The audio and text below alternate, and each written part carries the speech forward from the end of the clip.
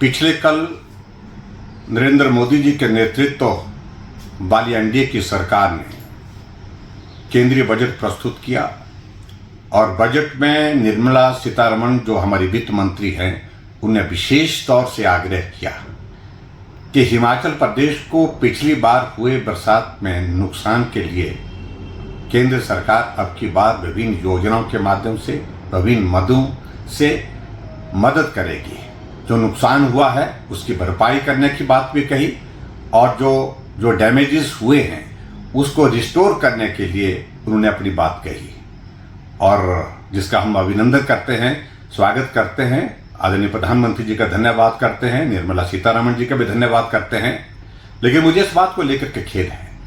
कि हिमाचल प्रदेश के मुख्यमंत्री का हम बयान देख रहे थे और हिमाचल के ही नहीं, जो कांग्रेस शासित मुख्यमंत्री नीति आयोग की बैठक का बहिष्कार करने का फैसला करने जा रहे हैं, ये मैं समझता हूं कि बहुत ही दुर्भाग्यपूर्ण है और इसके माध्यम से एक संदेश वो देने जा रहे हैं और वो संदेश देने की कोशिश कर रहे हैं कि जहां कांग्रेस की सरकारें हैं वहां भारतीय जनता पार्टी एनडीए की सरकार ने इस बजट में उनके प्रदेश की हितों की रक्षा नहीं किया, जबकि सभी प्रदेशों के लिए बजट में बहुत सारी मदद हुई है और हिमाचल जैसे छोटे से प्रदेश के लिए भी मदद, चाहे वो प्रधानमंत्री ग्राम सड़क योजना का फिर से शुरू होना, इसके माध्यम से बहुत बड़ी मदद होगी, चाहे वो 1,50,000 करोड़ रुपए का प्रावधान जो 50 साल के लिए बिना ब्याज के जो बजट का प्रावधान किया जाता है, जिसका हिस्सा हिमाचल को भी मिलेगा, एक बहुत बड़ी मदद होगी। और अन्य योजना जिसको शुरू किया उससे हिमाचल प्रदेश को मदद होगी। प्रधानमंत्री ग्राम सड़क योजना के साथ साथ में जो दूसरे हमारे विशेष तौर से हिमाचल के हितों के लिए हम कह सकते हैं, जहां प्राकृतिक खेती की शुरुआत करने की बात कही गई है, उसको हम जारी रखेंगे। इन तमाम मुद्दों को अगर हम देखें तो निश्चित रूप से हिमाचल के हितों के लिए बहुत सारी चीजें इस बजट में हैं, लेकिन राजनीतिक दृष्टि से कांग्रेस के नेता इस बात के लिए आमदा हुए पड़े हैं और 27 तारीख को दिल्ली में जो बैठक होने वाली है उसका बहिष्कार करने का फैसला कर रहे हैं। मैं समझता हूँ बहुत दुर्भाग्यपूर्ण है। राजनीति अपनी जगह अलग होनी चाहिए और विकास के लिए हमको अलग सोच के साथ काम करने की आवश्यकता है। इस बजट में हिमाचल जैसे छोटे प्रदेश के लिए बहुत कुछ है और मुख्यमंत्री का इस बैठक का बहिष्कार करने का मतलब है हिमाचल के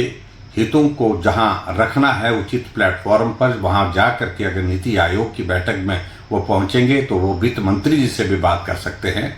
वो प्रधानमंत्री जी से भी बात कर सकते हैं और हिमाचल के हितों को और बेहतर ढंग से रख करके हिमाचल के लिए और मदद ला सकते हैं। लेकिन सिर्फ राजनीतिक दृष्टि से इस प्रकार से ये फैसला करना बिल्कुल उचित नहीं है। मैं इसकी निंदा करता हूँ, ये बहुत दुर्भाग्यपूर्ण है और हिमाचल जैसे छोटे से प्रदेश जो केंद्र की मदद के बिना नहीं चल सकता है, विकास कार्य नहीं हो सकते हैं,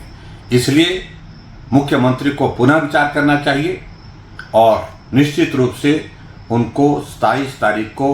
नीति आयोग की बैठक में हिस्सा लेना चाहिए ताकि हिमाचल के हितों के बारे में अपनी बात वो रख सके। मैं एक बार फिर से प्रधानमंत्री नरेंद्र मोदी जी का अभिनंदन करता हूं, उनका धन्यवाद करता हूं। वित्त मंत्री निर्मला सीतारमण जी का भी धन्यवाद करता हूं। हिमाचल जैसे छोटे प्रदेश के लिए बहुत कुछ आपने पहले भी दिया है और बहुत कुछ अभी भी दिया है। पिछली बार भी त्रासदी के समय नुकसान हुआ तो 1800 करोड़ रुपए आपने दिया है, केंद्र सरकार ने दिया है